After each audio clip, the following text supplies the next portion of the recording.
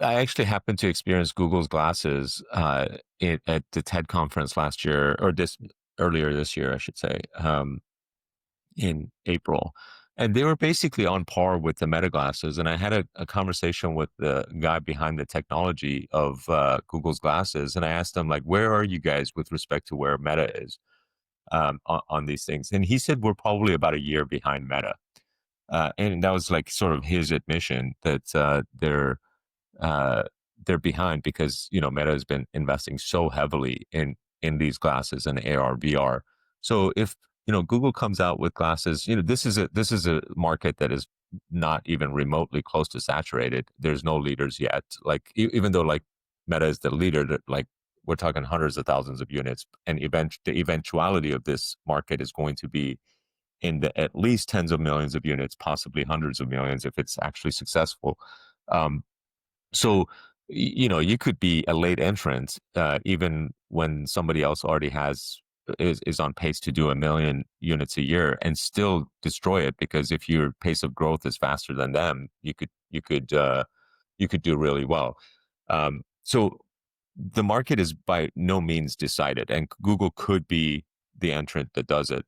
OpenAI could be the entrant that does it and like really succeeds in this space. So it's undetermined. From my perspective, um, it would be hard for a company like Google with a CEO like Sundar to get this right. Um, my bet would be on Mark Zuckerberg over Sundar, but if Sam Altman were to actually come into this field, he might do better than even Mark Zuckerberg, because I feel like he has a better sense on user experience than even Mark does. So that would be sort of like my take on that.